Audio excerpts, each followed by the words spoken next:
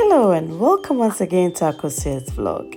If you're new here, kindly subscribe to my channel and don't forget to hit the notification bell when you're done. Merry Christmas everyone, and today we are going to make some party chips which will be very much needed this festive period. All you need is your onion, butter or margarine, our garlic, pastry flour, salt to taste, our nutmeg powder, and our baking powder. So I'm going to begin by chopping or slicing my garlic and onion. I'm doing this to make the blending very smoothly, and then I'll add water to it.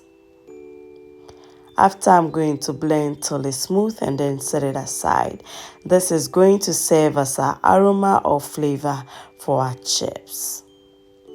Now in another bowl, I'm going to scoop 3 cups of our pastry flour into it. This I'm going to sift to remove any lumps in it.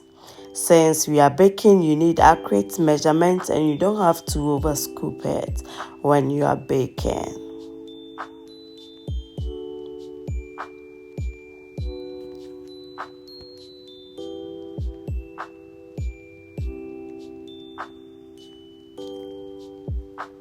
After, I'm going to sift a teaspoon of baking powder and then a teaspoon of our nutmeg. Make sure that it doesn't contain any lump in it. After, I'm going to add a teaspoon of salt to taste, and then I'm going to add about 100 grams of our margarine or butter. Use unsalted butter if you are adding salt to it. Now, if you want your chips very flaky, make sure to add an extra 50 grams of your butter or margarine to this. After, we are going to mix till it's well mixed. When that is done, we are going to add our blended onion and garlic mixture to it. We are going to add it little at a time till we are done with the mixing. And then also note that when you want a flaky chips, make sure the water or margarine that you use is very cold so that you get a very flaky result.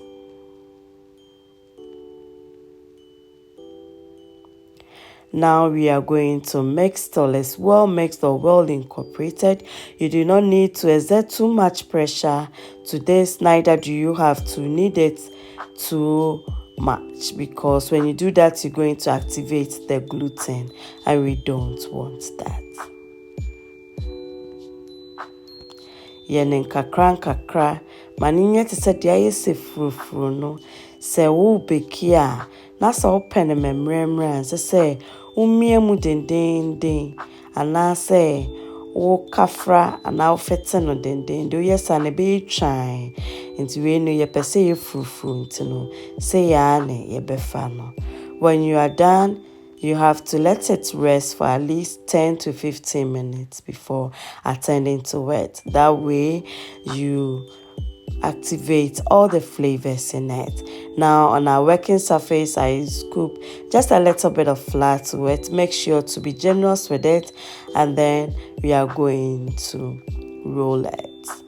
Now don't roll it vigorously because you activate the gluten, which we don't want it. If you want your chips to be trying or to be elastic or stretchy, you can do it. But if you want it flaky, no, you can't do that. So we are going to take out the excesses from it. This we are going to re-roll it again, and then we will cut it into a desirable shape and sizes.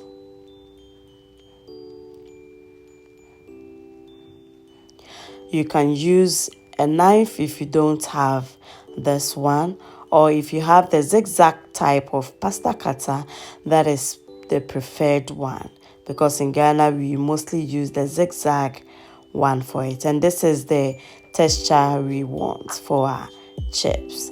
Now it's time to cut it into a desirable or preferable sizes and shapes that we want. You can even use cookie cutters if you prefer to make some fun with your chips too, and it's all good, especially when you have kids around. They can help you out with that one. So you can use the cutter like I'm demonstrating, or you can use your normal scissors to cut them into the shape that you prefer.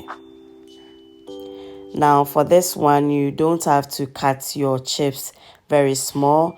You need to cut them into bigger sizes because you are going to bake it. If you don't cut it too big, it's going to burn, and we don't want a burnt chips during this festive season. Now, if you are new here, this is Akosia's vlog. Kindly feel welcome, and then you can subscribe to my channel if you like my video for more interesting recipes this Christmas. So after, I'm going to lay it beautifully onto my baking paper or my parchment paper, and then I'm going to preheat my oven at this stage at 180 degrees Celsius, and we are going to bake this for 20 to 25 minutes. Now make sure it doesn't overlap on each other, and then spread it out evenly. Now we are going to re-roll the remaining one, and then we would also cut it into a desirable shape as well. If you don't have an oven, you can also fry this one using the same recipe, and then you will be good to go. But instead of cutting it into bigger chunks, make sure to cut it small when you're frying it, and very thin, let me put it that way. So after I'm done with everything, I'm going to also lay it beautifully onto my baking tray, and then into my oven it goes. So after 20 minutes, kindly check on it. After 20 minutes, it wasn't done, so I added 5 additional minutes to it.